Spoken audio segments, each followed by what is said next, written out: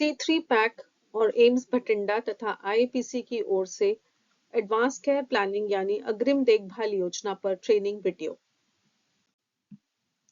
एक दिन सिमू अपनी नानी से मिलने गई। नानी धूप में बैठी अपने कपड़ों को तह लगा रही थी और गर्म कपड़े धूप में डाल रही थी। मैं आपकी कुछ मदद करूं नानी कपड़े संभालने में, वह बोली, पर नानी ने उसके हाथ पीछे झटक दिए। ना ना, बिना हाथ धोए गंदे हाथ मत लगाना मेरे साफ कपड़ों पर। तभी सिमू की नजर कुछ सुंदर कपड़ों पर पड़ी जो उसने पहले कभी नहीं देखे थे। अरे वाह नानी, नए कपड़े, सिमू चहकी। हाँ बिटिया, नए कपड़े, नानी मुस्कुराई। आप कहीं घूमने जा रही हैं नानी? कब जा रही हैं? सिमू ने पूछा। एकदम अभी तो नहीं, नानी बोली, पर कभी भी जाना पड़ सकता है, इसलिए तैयार रहना अच्छा है। ये देखो, ये फूलों वाला कपड़ा और ये चेक वाला। ओ, आपने इन्हें सिलने के लिए नहीं दिया नानी? सिमू ने पूछा। नहीं बिटिया, नानी ने प्यार से समझाया।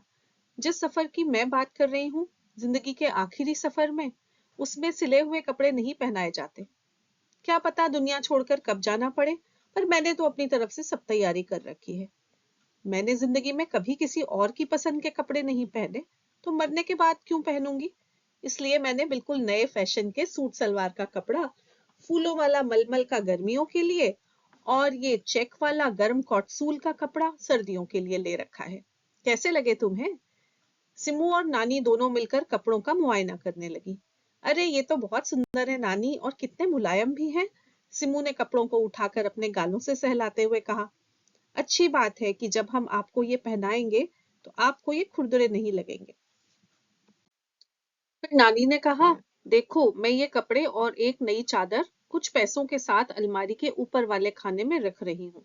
मैंने तुम्हारी मम्मी और मामा को भी बता दिया है कि जब भी मैं मरूंगी तो मेरी आखिरी रस्मों के लिए इन्हीं चीजों और पैसों का इस्तेमाल करेंगे। अरे वाह नानी, सिम्मू ने प्रशंसा भरी नजरों से नानी को देखा। आप तो बड़ी स्मार्ट ट्रिप ऑर्गेनाइजर हैं। मेरी नानी बड़ी सयानी। और वे दोनों इस बात पर खूब हंसी। तभी सिमू को ख्याल आया और वो बोली, नानी जब आप मरोगी तो अपना सुंदर वाला लाल पेंडेंट, जो मुझे बहुत अच्छा लगता है, और वो हरी सोने की अंगूठी आप किसको देके जाओगी? अरे बिटिया, प्यार से मुस्कुराती हुई नानी बोली, लाल पेंडेंट तो मैं तुम्हें ही देकर जाऊंगी, पर हरी वाली अंगूठी तुम्हारे भाई की होने वाली दुल्हन के लिए है। सिमू इस बात से काफी खुश नजर आई। अरे वैसे तुम दोपहर के खाने के लिए क्यों नहीं आई? नानी ने पूछा। तुम तो सुबह आने वाली थी ना? नानी, सिम्मू बोली, वो मेरा दोस्त इंदर है ना, उसकी दादी पिछले 3 हफ्तों से आईसीयू में भर्ती थी, वेंटिलेटर पर। आज सुबह उनकी डेथ हो गई और मैं और मम्मी उनके घर मिलने गए थे। उसके बाद ही मैं आपके पास आ पाई। अच्छा, नानी बोली, पर मेरी बात याद रखना, मैं तो आईसीयू में अकेले नहीं मरना चाहती। जब मेरा समय आ जाए तो मुझे अपने गांव वाले घर ले चलना। मैं तो अपनी आखिरी सांसें अपने खेतों के बीच, अपने घर की साफ हवा और ताजी हवा में लेना चाहूंगी, यहाँ दिल्ली के धुएं और पॉल्यूशन वाली हवा में नहीं। यहाँ पिछले साल जब हमारे पड़ोसी शर्मा जी पूरे हुए, तो उनकी अर्थी घर से ले जाने की जगह भी नहीं थी इन संकरी सीढ़ियों से। बेचारे को कंबल पर डालकर नीचे ले जाना पड़ा और पार्किंग में नहलाकर अर्थी पर डाला। मैंने तुम्हारी माँ और मामा को बता दिया है कि मेरे साथ ऐसे मत होने देना। मैं अपने घर पर मरना चाहती हूँ, अस्पताल में नहीं। अगर मैं यहाँ मर जाऊंगी तो मेरे रिश्तेदार और सहेलियां आखिरी समय मेरा मुंह भी नहीं देख पाएंगे। ठीक है नानी, मैं ध्यान रखूंगी कि आप जैसा चाहती हैं माँ और मामा वैसे ही करें। फिर सिम्मू और नानी ने नए कपड़े अलमारी में वापस रखे और दोनों पड़ोस वाले शर्मा जी के घर नया पपी देखने चली गई, जो शर्मा जी के पोते ने एक दिन पहले ही लिया था। ये थी सिम्मू की नानी की एडवांस केयर प्लानिंग। वो एक 85 साल की पंजाब के गांव में रहने वाली बूढ़ी महिला है, पर उन्होंने बहुत सारी ऐसी जरूरी बातों के बारे में सोच रखा है जो बहुत से युवा, पढ़े लिखे और बड़े शहरों में रहने वाले लोग नहीं सोचते।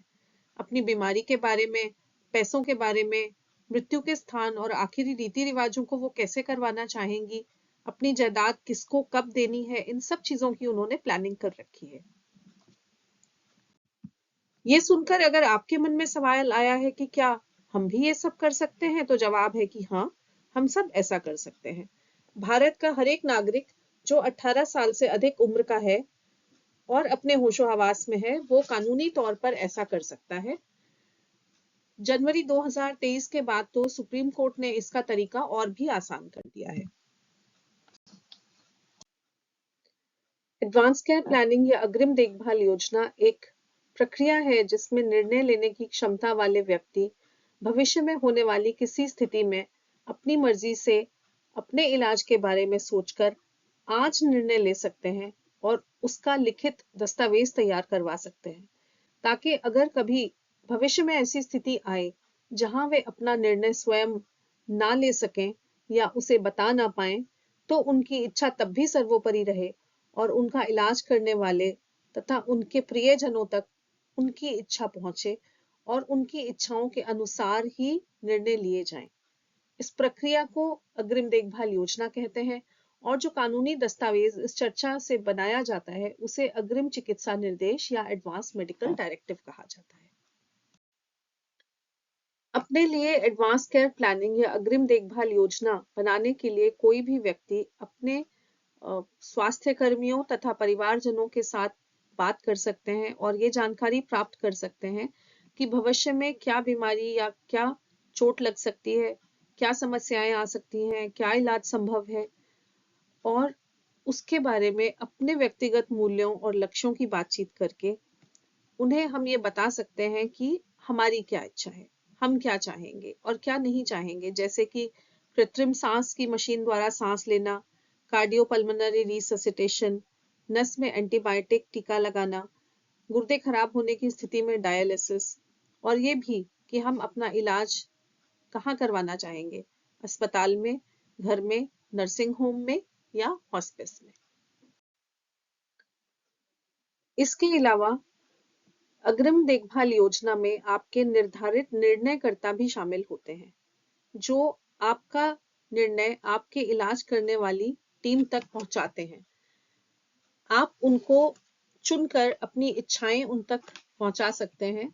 ये कोई भी हो सकता है, आपकी पत्नी, बेटी, बहन, माता पिता, भाई, बेटा, कोई सहेली या दोस्त।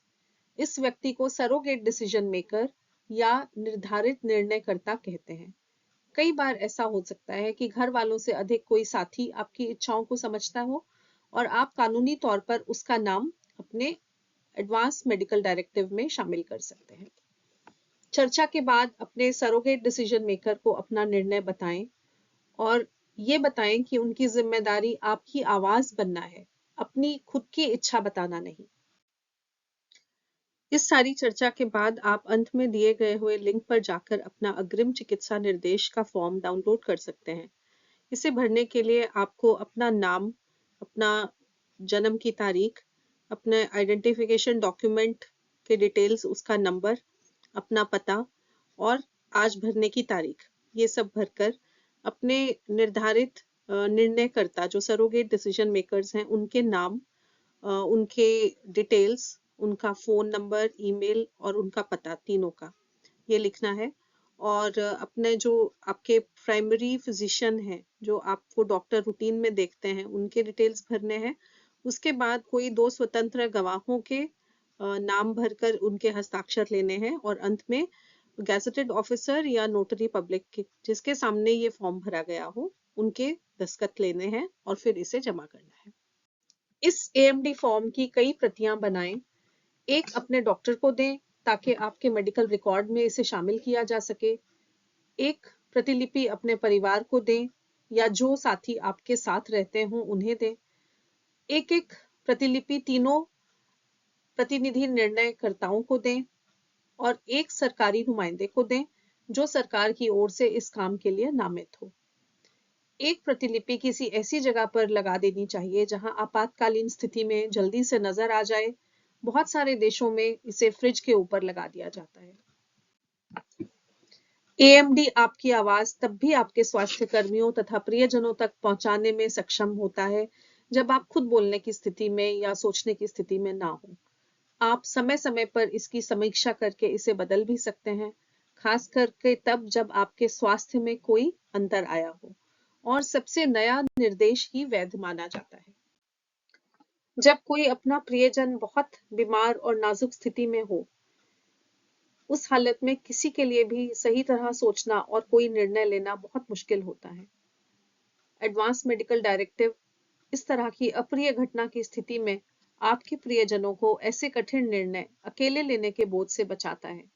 अगर आप पहले से बात करके अपनी इच्छाएं और देखभाल के लक्ष्य सामने रखते हैं, तो यह उनके लिए उनका मार्गदर्शन करता है और उन्हें ये तसल्ली होती है कि उन्होंने अपने प्रियजन की इच्छा पूरी की। आदर्श रूप से ये चर्चाएं रोजमर्रा के कामों के साथ, खाना खाते हुए, स्कूल जाते हुए, दफ्तर में बात करते हुए शुरू हो जानी चाहिए, डॉक्टर के क्लिनिक में जारी रहनी चाहिए और समय के साथ विकसित होनी चाहिए। अपनी अग्रिम देखभाल योजना और अग्रिम चिकित्सा निर्देश के बारे में सोचिए। ये आपका अपने परिवार के लिए अपना प्यार जाहिर करने का एक तरीका है, जो उन्हें बहुत सारे मानसिक और भावनात्मक संकट से बचा सकता है। कम से कम बात तो शुरू कीजिए। अपने प्रियजनों को अपनी इच्छाएं बताइए और फिर चैन से समय बिताइए। आज ही शुरू कीजिए, क्योंकि काल करे सो आज कर, आज करे सो अब।